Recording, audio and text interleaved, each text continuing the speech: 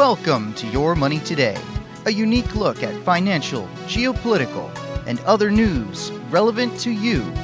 For 45 years now, your host, Chris Temple, has provided his one-of-a-kind insights and advice on the markets and on our world. Whatever the subject, he calls them like he sees them. Roll up your sleeves with Chris as we get into today's program.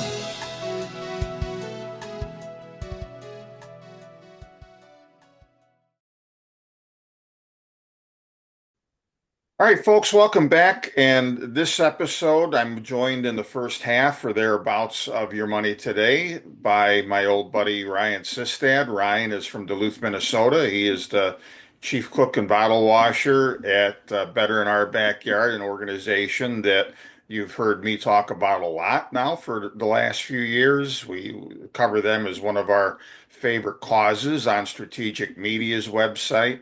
And of course, Ryan and I overlap on a lot of different resource stories and public policy issues in the U.S. because, as his company's organization, I should say, name implies, Better in Our Backyard, it's all about getting the public ever more so around the idea of, hey, we've got to start carrying our own weight for our own economy when it comes to production of different metals and critical minerals and all of the different parts of the food chain pertaining to those. So, Ryan, welcome.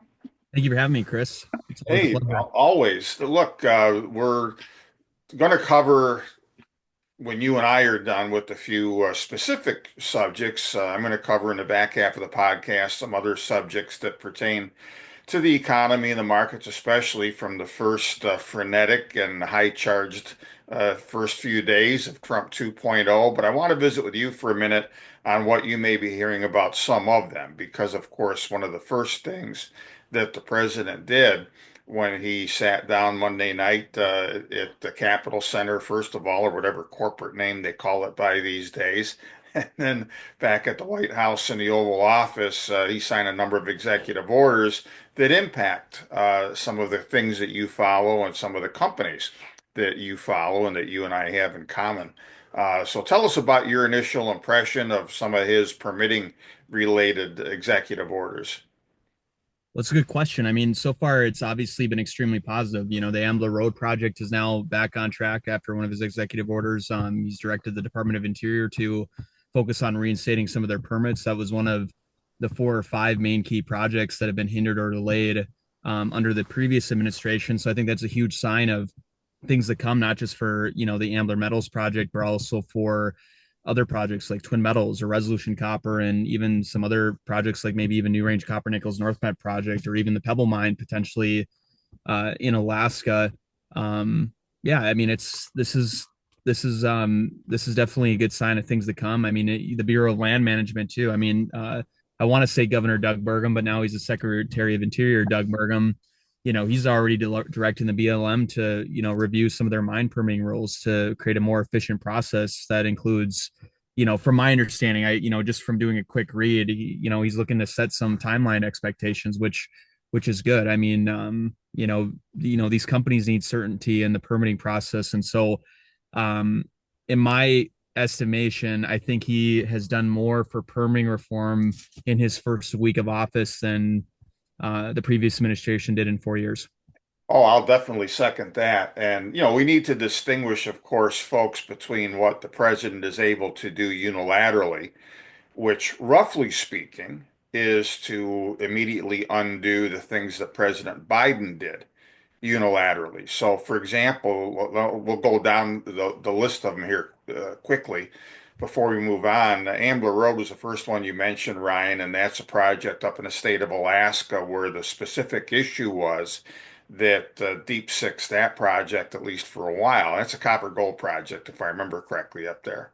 Yeah, and I think they're targeting some amounts of zinc too. Yeah, yeah, But yep. anyway, what the Biden administration had done was to not allow road construction through a certain area that would allow for um, equipment and eventually ore and concentrates or whatever in and out of this particular site. So, because Yeah, that was something done by an administrative decree. And I don't remember at the moment if it was Biden that did it unilaterally or his Interior Secretary, who was a disaster by and large, did it, or which one of them. But anyway, that was something that Trump could unilaterally do. You might be able to help me out on this one, though. Twin Metals, we mentioned that, and of course, in the Arrowhead region of Minnesota, you're in your neighborhood, just up to the north and east of you, are two major projects next to one another. There's NorthMet, Mhm. which is now a joint venture after all of these years when it used to be owned by a company called PolyMet, and Glencore basically took over a while back what it didn't already own of PolyMet, and then they joined forces with Tech, correct? Yes. All right, so they've got a joint venture company, New Range Copper Nickel Yep. is that company's name. And then to the northeast of it, up closer to Ely, you've got Twin Metals. And Twin Metals is the one where here again, by a unilateral administrative or executive move, the administration under President Biden just up and canceled the permit. And that is something that now, have you heard yet yourself? Because I've not been able to find it specifically. Did one of President Trump's executive orders reinstate that, or is that still something on the drawing board? I believe that's still something on the drawing board. And then not to correct you, Chris, but so you might getting the with the Twin Metals project, they didn't get a permit yet. The issue was is that they're on mineral leases on federal lands, and they just basically revoked their rights to those leases. Revoke the lease. All right. Yeah, yeah, Thanks. Yeah. yeah. No, Thanks no for worries. straightening that out. No problem. But they did take away, well, under their watch, not technically the administration, but under their watch, right? Or under their direction. One of the main key permits for the NorthMet project was taken away, which to your point earlier is just south of Twin Metals. So yeah, there was two pretty big copper nickel projects that were hindered. And I would say it's NorthMet Twin. Twin is still on the drawing board, but to the point earlier with Ambler Metals, I just think to me, in the previous administration, the five key projects that were huge, massive copper projects that were delayed was Resolution Copper, Pebble, Ambler, NorthMet, and Twin. And what I really love about that executive order, or just even the looking at reinstating the permits for the Ambler Road project, mile road, that would make the project economical, is that I think it is a sign of things to come for Twin Metals. So it hasn't happened yet, but to your point, I would not be surprised if it wasn't on the drawing board, like meaning something's going to happen in the next month or two. Sure. Well, one way or another, I'm sure it's going to get Yeah, taken care of. I know yeah, that, yeah. No, I mean, yeah, it's yeah, I know that it's Congressman Pete Stauber, that your congressman up there, whose district encompasses those projects in the Iron Range, that he was talking about if necessary, he would try and introduce legislation to do it. Whether he has to go that far in the end, who knows? That's something to be determined. But in any event, it's been a while now, but there has been some slight movement in Congress, even while Biden was still in the White House, to start to do something towards speeding up, permitting process, having a bit more certainty. I think one of the bills, and you remember this better than I will, one of the bills last year was to put a time limit during which, or I should say after which, uh, lawsuits were barred on granting yes, certain permits. So that's one of the reasons why, and I've told people countless times that when it comes to NorthMet, the project up there, it's hard to believe it has been a quarter of a century since I first personally set foot on that ground. And for it to have gone all this time, when we're still not anywhere as close to producing, is a crime.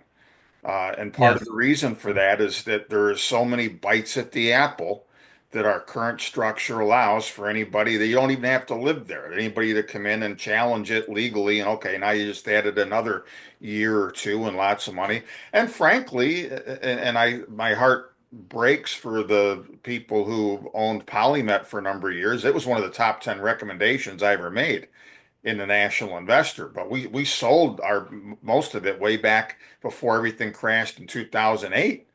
yeah, We traded in and out of it a couple of times afterwards, but unfortunately, I was proven correct at the time that the time and the attrition and fighting all these legal battles were eventually going to caused Polymet to lose it to a bigger company that was able to continue the fight, which is what ended up happening.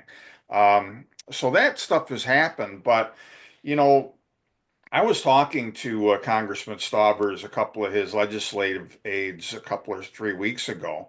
I think it was right after the first, and we were discussing the whole thing, and look, everybody agrees that all the reform of permitting that's already happened, but much more that's to come, it's all good stuff.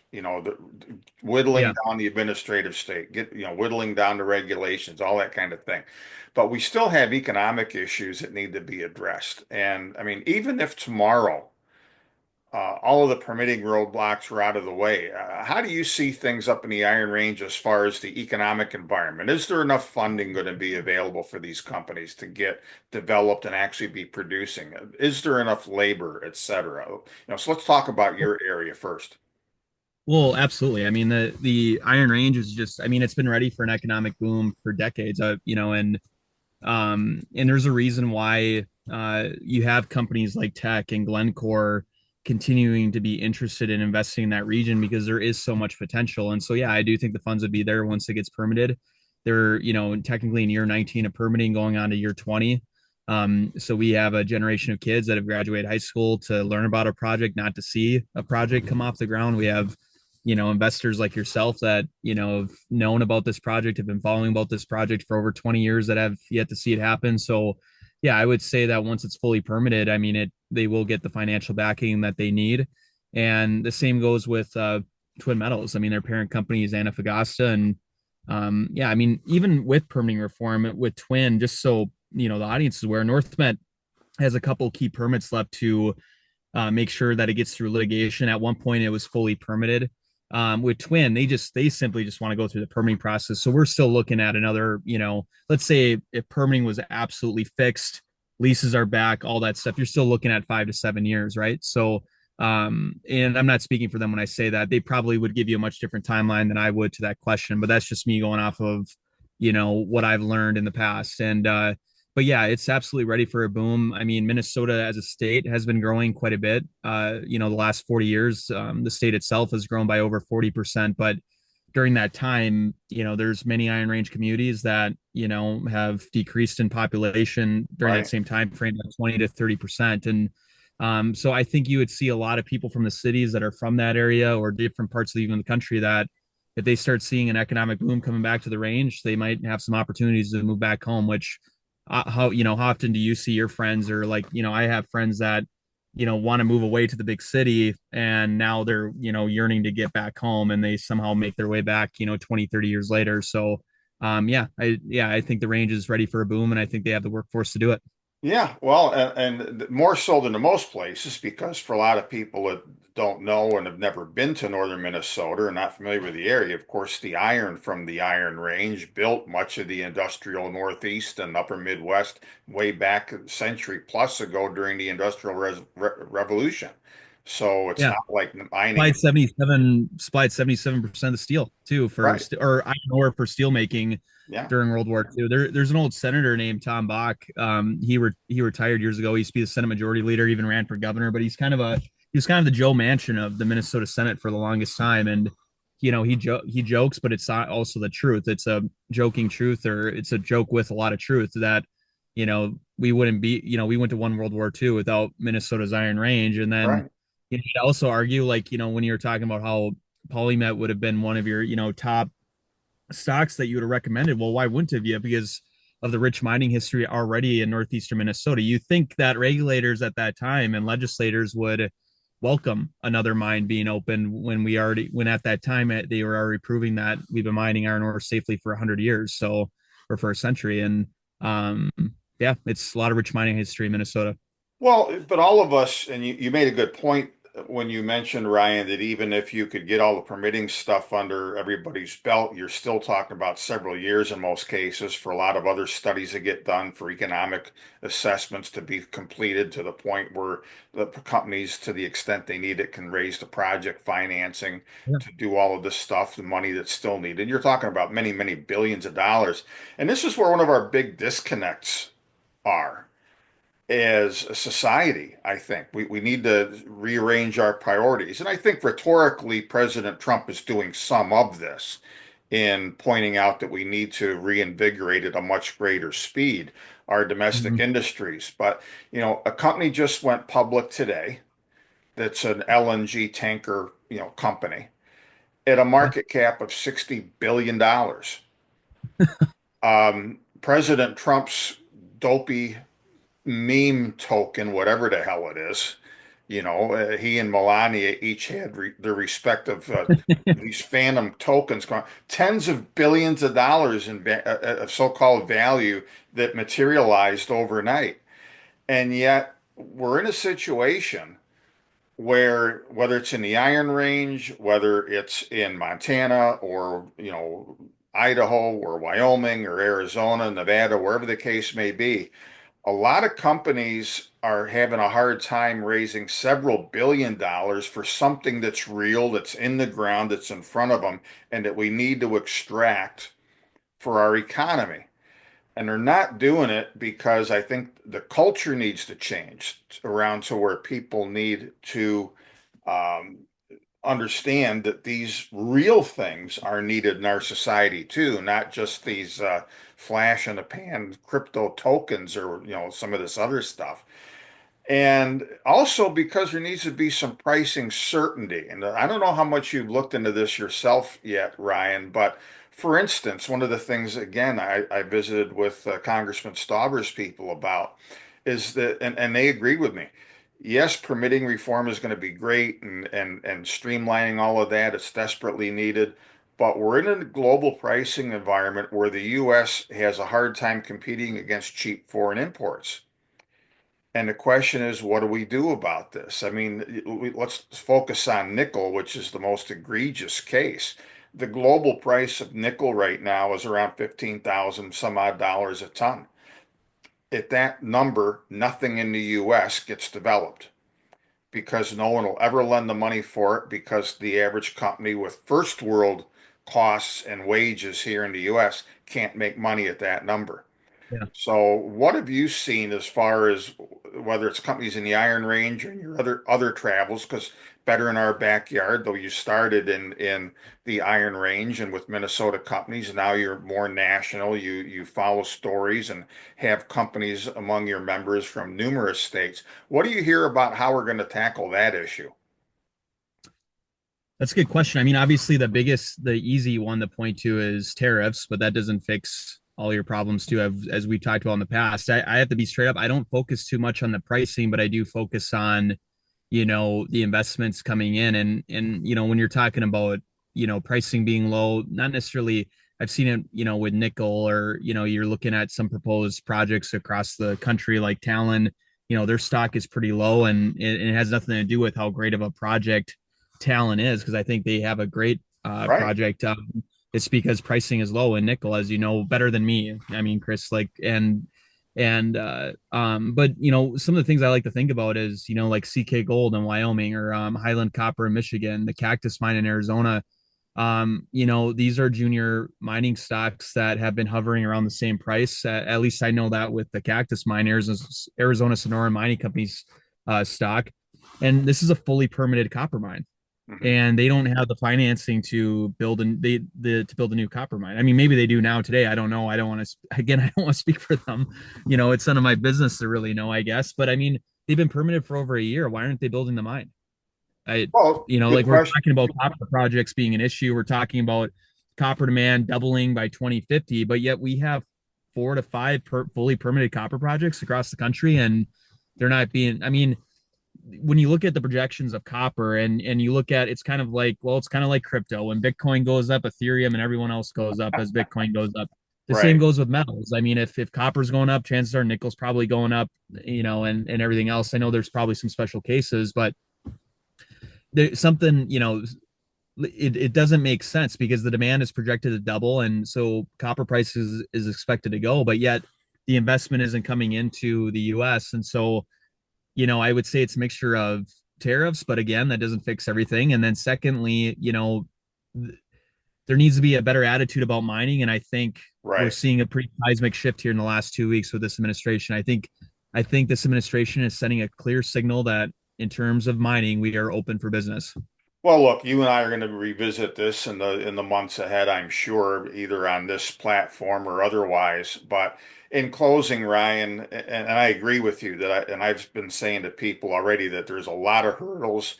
There's a lot of things I think even the president has not quite come to understand yet of just how big this job is. It's way past a few executive orders to undo some of the damage that Biden did on permitting and whatnot. There's got to be a wholesale top to bottom reordering of priorities nationally to make sure that the kind of money, the tens and hundreds of billions of dollars being thrown at AI or whatever, say, hey, we need infrastructure, we need energy. How about a couple of bucks over in some of these areas too? And I Yes. think that's Yeah. going to come because necessity is the mother of invention. But in closing, how do you see the coming months playing out as far as your role is concerned? Do you see it easier now to go to, and you just had your winter dinner, you had huge attendance, it was a smash success.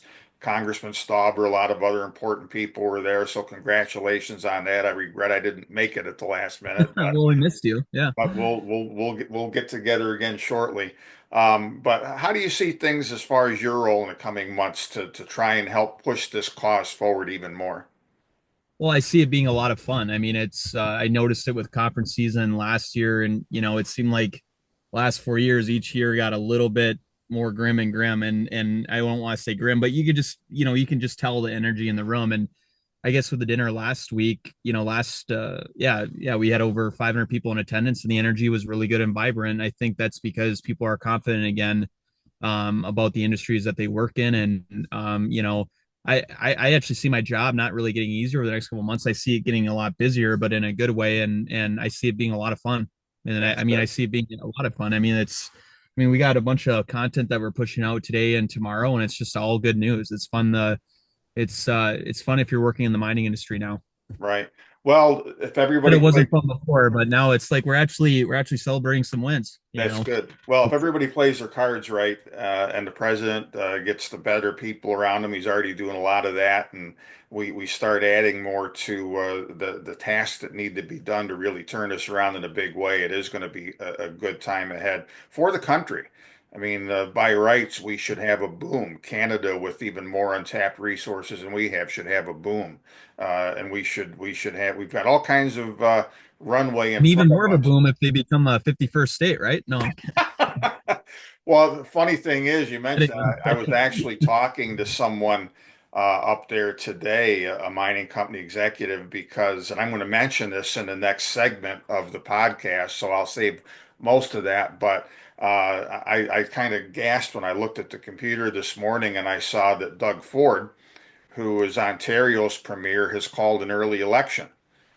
And I first read it incorrectly, thinking that, he was trying to force an earlier federal election because, of course, Prime Minister Trudeau is dragging this out agonizingly for the Canadian people before there's a new federal election. But no, Doug Ford is going to have a snap provincial election because there's no leadership on the federal level in Canada, and he doesn't want to surrender that for Ontario because by rights, it should be Ontario saying to America, well, we've got way more natural resources as a percentage of our overall economy that haven't been exploited yet. Maybe we should be dictating to you how things are going to be.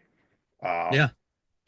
but we'll see what happens. I mean, Is Ontario kind of like their Texas or something, or what? Like, are they kind of the where they could just go on their own if they felt like it type of thing, or who, I don't know. Ontario? Yeah, I don't know much Well, about look, Canadian.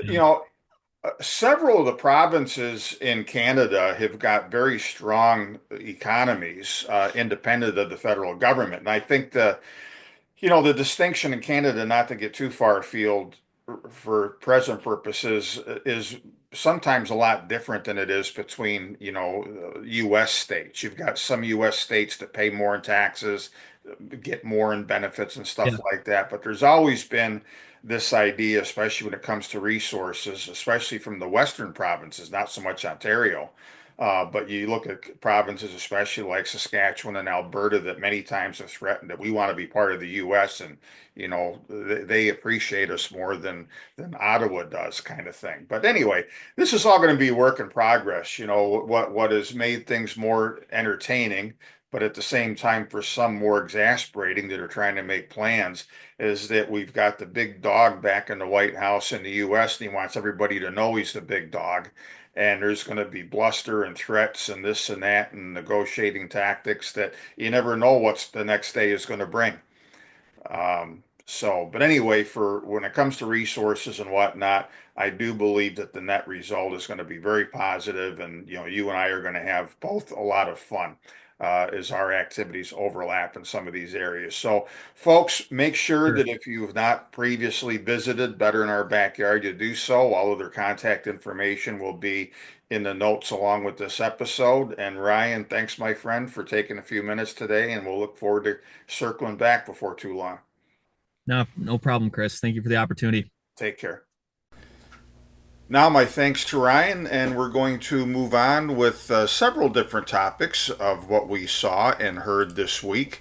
I think first off, as so many people have pointed out, even the president's detractors, we've got a very different aura about the White House, about the presidency. One commentator put it, we've gone from Droopy the Dog to Sonic the Hedgehog. No one in their dreams could imagine President Biden sitting at the Oval Office desk, that resolute desk, and signing executive orders one after the other, giving some commentary on them, and in between answering questions rapid fire from the press in attendance. If it was all Joe Biden could do to get the pen in his hand and figure out what line to sign on, etc. So, someone else put it, Trump is back. He's got an edge to him. This term is starting off with more urgency and energy and certainty than Trump 1.0 did. One of the people in his inner circle commented, we're going to break some China, but we're going to make some changes. So, there's been a frenetic pace of activity for the last several days, starting on Monday. There's been some great pardon decisions. There's been some great decisions on suspending virtually all foreign aid until there's an investigation into what's going on. I was happy to see that the president specifically called for an investigation into the whole Biden and Ukraine grifting operation that has cost hundreds of thousands of lives, as well as hundreds of billions of dollars along the way. There's not going to be even any new loans and grants come for critical minerals, good or bad, from the Energy Department, from the Defense Department, until all of that is sorted through. I think here, the president, some of this, of course, is opinions and themes and whatnot, in the same way that President Biden had an attitude that we're going to follow themes and causes and make the policy comport to that. I think that there's been a bit of an overreaction by President Trump and maybe some of the people in his inner circle just because it was something that Biden pushed to want to undo it. I don't think we're necessarily going to see a wholesale undoing of the so-called IRA, Inflation Reduction Act. A lot of these things, of course, benefit red states more than they do blue states. But there are going to be some changes, and a lot of these things are going to be pieced together in the days and weeks ahead. Once you get Chris Wright confirmed as Energy Secretary, once Doug Burgum is confirmed as the Interior Secretary, once Howard Lutnick is confirmed as the Commerce Secretary, we'll start to see more meat put on the bones of things. But unquestionably, there is a better environment, I think, for business generally. For our own domestic extractive industry specifically, than anything we've seen in many decades in this country. I think it's great. I'm happy about it. I want to see the president succeed. And I think in some ways he will. And in many ways he already has, as this first 4 or 5 days has shown us. It was interesting and to some people downright exhilarating to see President Trump this week lay down the law in numerous ways, even get some of the globalists over in Davos, Switzerland, shaking in their boots at the World Economic Forum this meeting and having to concede in one way or another that Trump is back on the world stage and they're going to have to adjust to the changing political realities and sentiments the world over. I've said in a couple of contexts that the president has the potential to not just reorder things in the U.S., but in other countries as well, especially where things like unchecked immigration, economic issues, regulatory issues, taxation issues, and so forth are concerned. Now, as always, being bombastic might come back and bite him in a few ways. I need to talk about a couple of those right now, especially where energy is concerned. In case someone forgot to tell President Trump, Saudi Arabia, which is swimming in money, the Middle East is generally, and unlike China and America, the Middle East, as it's going to become even a bigger driver of economic activity and investment in the years ahead, is not doing so going forward, saddled by choking debts, as is China, certainly, and even the U.S. So, yeah, it's great that we're going to see Saudi Arabia pump a bunch of investment into the U.S., but I certainly hope the president's not holding his breath, thinking about things like Saudi Arabia is going to lower oil prices to $50 a barrel or something like that, just to help him look good and make him look good. There is such a thing as the Vision 2030 program in Saudi Arabia. They have budgeted for an oil price more along the lines of $80 a barrel.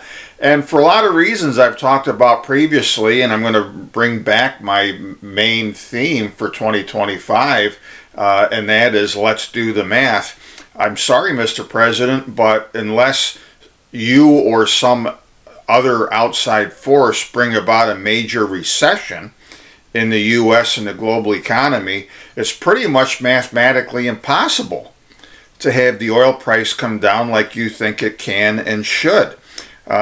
Inflation has taken everything up, including cost to energy companies in recent years. And here again this week, and when I put out the next issue of the National Investor in the next several days, I'll be making specific reference to this, as well as some of the other things I'll talk about.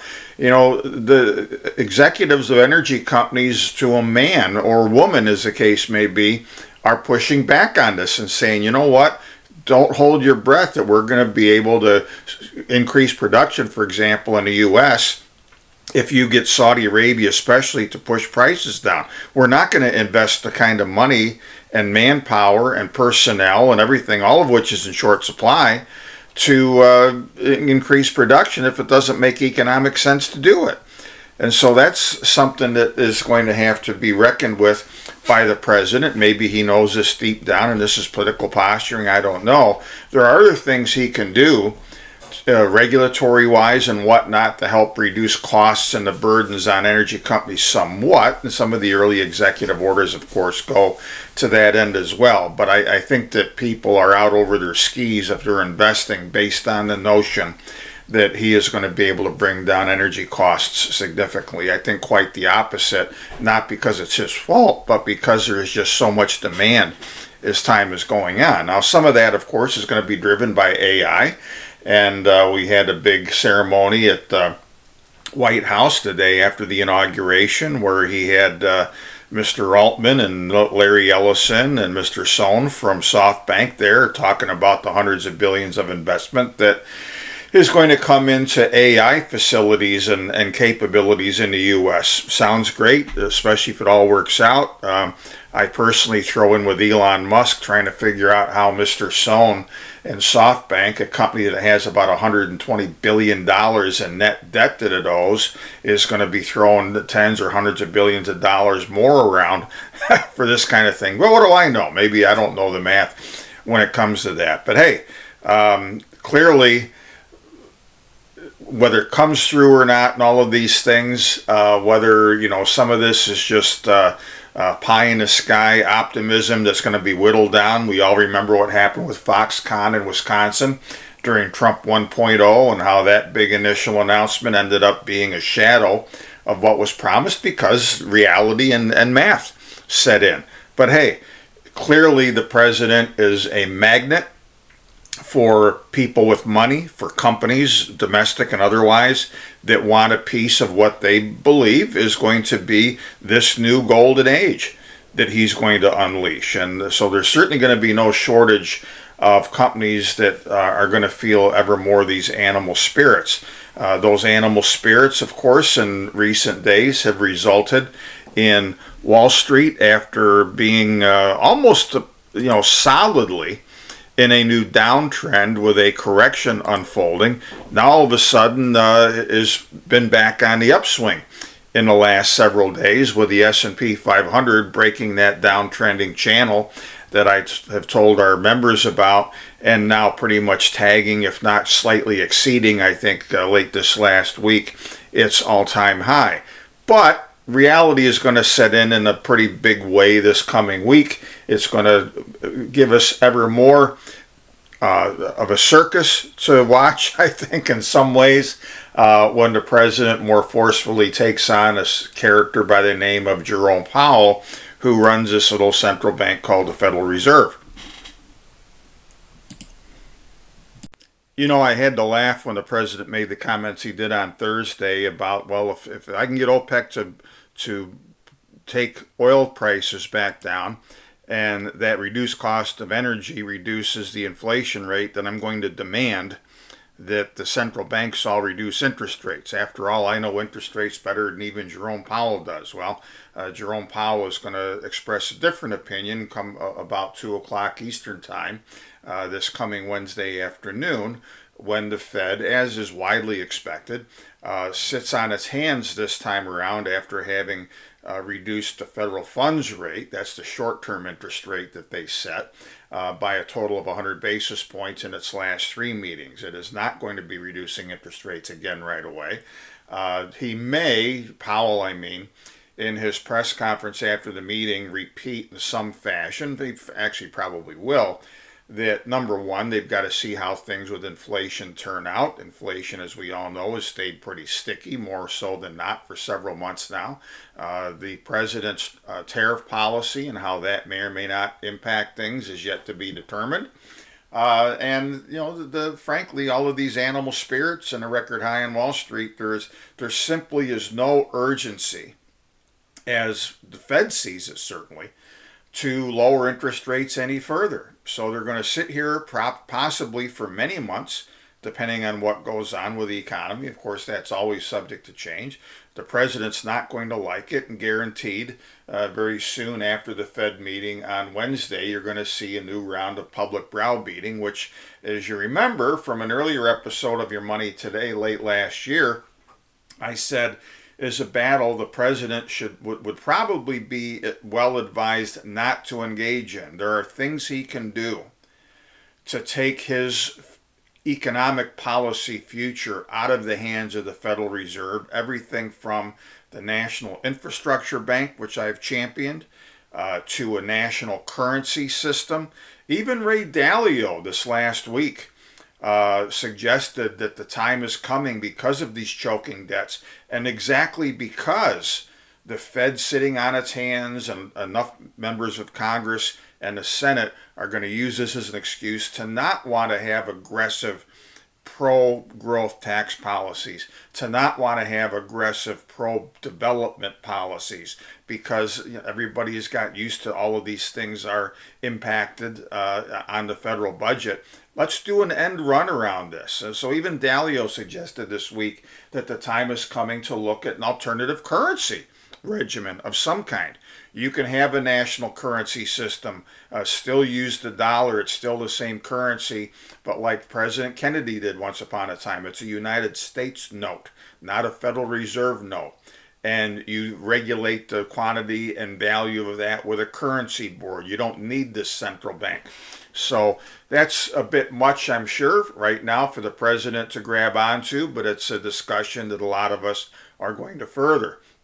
But that not being the case for the time being, I think we're going to see a pretty big reality jolt post-Fed this week, where I think the stock market is going to have to reckon anew with the fact that the Fed is going to stick to its guns, and it's not going to be cajoled into lowering interest rates when there are reasons that inflation is going to go higher. Going back to the energy mix just for a minute, not only is Saudi Arabia going to be very reluctant to follow the president and drop oil $10 or $20 a barrel just to help him out when it's going to hurt them. But look at the other foreign policy issues that, if anything, may keep a floor under oil, if not push it up. We're looking at renewed sanctions and putting the hammer down again where Iran and Venezuela are both concerned in different ways. And even the threat, if the president doesn't like the way negotiations are going to be going, of added tariffs or sanctions or both on Russia and its energy production.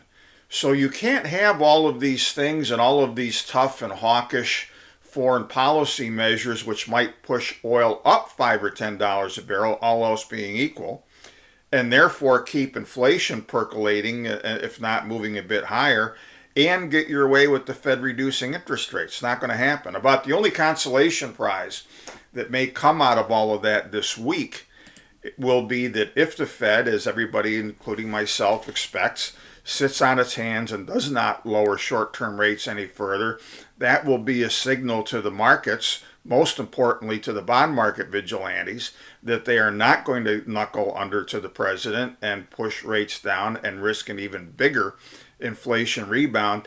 And that, if anything, is probably going to cap long-term interest rates, all else being equal. That's the way it should turn out. On that score, of course, as I always do, I'll be doing a podcast very soon after the Fed meeting, at the least with my old friend and colleague Mike Fox at Prospector News. We always cover the Fed meeting after the fact on his podcast, so be on the lookout for that late in the week coming up, and I'll probably weigh in further either on Your Money Today or otherwise in addition to that. And it'll be interesting to see how the dollar responds to that as well. The dollar has had a fairly notable pullback at last after a strong run it's had for the last few months or so.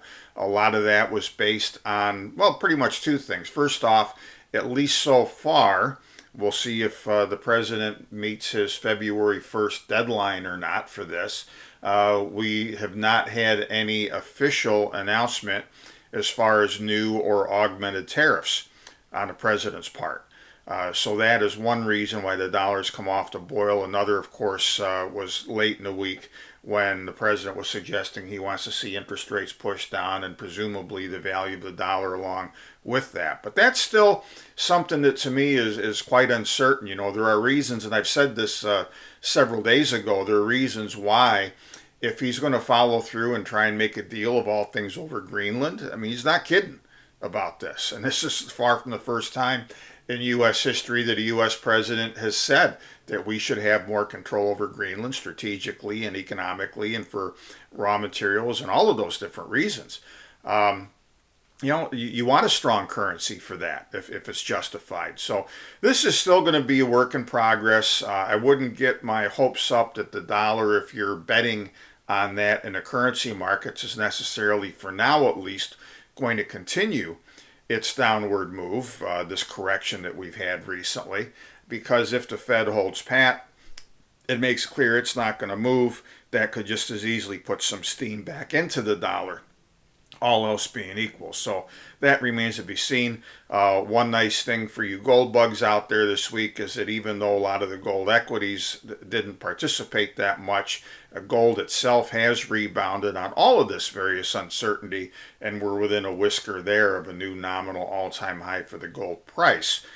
So we're going to be watching that as well to see if there's a breakout, or at the moment I would bet slightly more on this scenario, whether gold is still held in check post-Fed meeting when it's clear that the Fed is not going to move quickly, certainly not as quickly as President Trump wants to do that. Now, moving on, I want to mention at least one more thing right now, and that's this whole tariff thing. Look, President Trump is in a very strong bargaining position in some respects over tariffs. An interesting angle to the whole thing with China that emerged late this last week is that there's some mechanism, and I think this is really curious if this is how the president is going to make his decision on China tariffs generally. But there was a suggestion late this week that if China is amenable to a deal to give 50% plus one of the shares or some facsimile thereof of TikTok to a US based entity and give them control so that TikTok can be saved, which now is part of the president's agenda, then he may be a little less harsh when it comes to tariffs otherwise on China. That's interesting when at the same time there are these ongoing threats of tariffs against both Canada and Mexico. And that's going to be interesting to watch in the coming days on a number of counts. I mentioned when Ryan was on here earlier that Doug Ford, Ontario's premier, is going to have an election late in February. He wants to make sure that his political capital and power in the province, at least, are galvanized while we wait and see how the national political situation is going to sort itself out, or not, as the case may be. Ford, I think, correctly understands that for all of President Trump's talk to the contrary, Canada is a very critical partner already where energy is concerned. They export 4 or so million barrels of oil a day, which is exactly what some of our refining capacity needs, is specifically that kind of oil. So that cannot be replaced anytime soon unless we're going to import more heavy oil from Venezuela. And as I said a few minutes ago, if anything, Trump is going to put the screws more so that Venezuela can't do anything, nor can any U.S. companies operating down there. So that all is going to be a work in progress. And, it saddens me for all of my very many friends and colleagues in Canada that they're going through their own purgatory right now politically. The national political landscape just got a bit more interesting for those of you who follow it, or I guess I should say for those of you that don't follow it that much either. I mean, on the surface, the Liberal Party in Canada is about where the Democrat Party was in the U.S. coming into our election back in November. It doesn't matter. You could bring Mother Teresa back to life and run her as a Democrat candidate down here, and the country was just so sick of the Democrat Party and Biden and Harris and the rest of them. All of the woke crap and all the rest of it, it didn't matter who the nominee was, Trump was going to win again. Likewise, in Canada, the country is so sick of the Liberals and Justin Trudeau and the rest of it for over a decade now that on the surface it doesn't matter who they're going to bring out. Pierre Poilievre should, by all appearances, be the next prime minister. But problem number one for Canada is that the way that the prime minister resigned and put parliament on ice for better than 2 months, etc., it's going to be at least late May or early June, in the best case scenario, before you're A, going to have a new Liberal Party leader, and B, logistically you can have a national election. That's number one. Number two, and I've always am asking the opinions of all of my friends in Canada as to this situation, but I was somewhat surprised recently to see that Mark Carney was throwing his hat in the ring to be the Liberal Party standard bearer.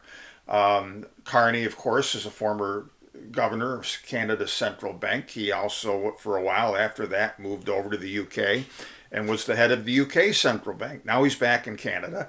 And, he is obviously, on paper at least, a much more formidable candidate than Chrystia Freeland or anybody else that's mentioned would be. So depending on how all of this shakes out, if Carney ends up being a Liberal standard bearer, this may not be quite the shoe-in for Poilievre that a lot of people think it will be. That remains to be seen. I'm hopeful for my friends in Canada that he is still the winner. The Conservatives have been way ahead in the polls recently. I've not seen a recent poll that shows him stacked up against all of the various Liberal possibilities. But this is a work in progress, and so for the moment at least, it gives President Trump the seeming ability to continue to play tough with Canada. I don't frankly understand what the point is, because you don't have a leader in the country right now. You have these provincial premiers who I think are trying to make amends and get the U.S. to understand that we can have a positive, not an adversarial relationship, much like Premier Danielle Smith when she went to Mar-a-Lago, and then she was, I understand, at the inauguration as well. Alberta, of course, is a big exporter of energy to the U.S. So, look, a lot of this, like the president loves to do, is talk and bluster. We'll see what happens. A much different situation exists to our south, and that is in the person of President Claudia Sheinbaum of Mexico, where I have to say that my view is that the president's got a bit more than he bargained for with her.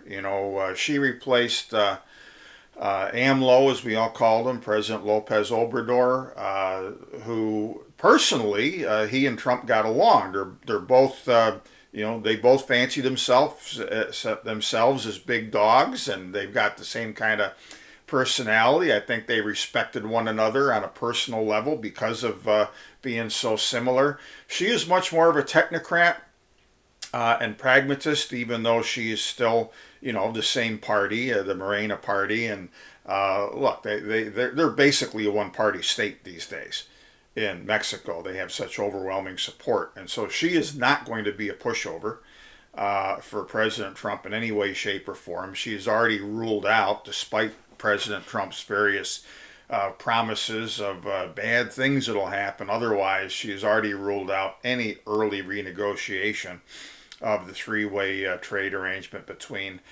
Canada, the U.S., and Mexico. Used to be called NAFTA. So we'll see what happens. But, the president is going to push here and push there. He'll retreat. Of course, his MO, everybody knows. That doesn't mean you shouldn't take him seriously. But his MO has always been that he can speak loudly and carry a big stick. But at the end of the day, it's all transactional. It's all about making a deal. I think he's much more savvy as the second term starts out than he was the first one, by his own admission, obviously, as well. So we'll see what happens. But for present purposes, we'll end there for this week's episode. Give you a little bit of a break so we don't go over the hour mark. But I'll be back with you late next week or next weekend, because there will be fireworks following the Fed meeting, possibly in the markets, but most certainly between Messrs. Powell and Trump. So I'll look forward to sharing all of that with you not many days hence.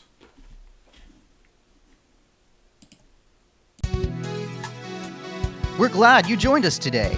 As always, write to chris@nationalinvestor.com with your comments and questions. And be sure to visit yourmoneytoday.org if you haven't already. Sign up for our free alerts, notifications of new shows, and more. Thanks for tuning in, and we'll see you next time.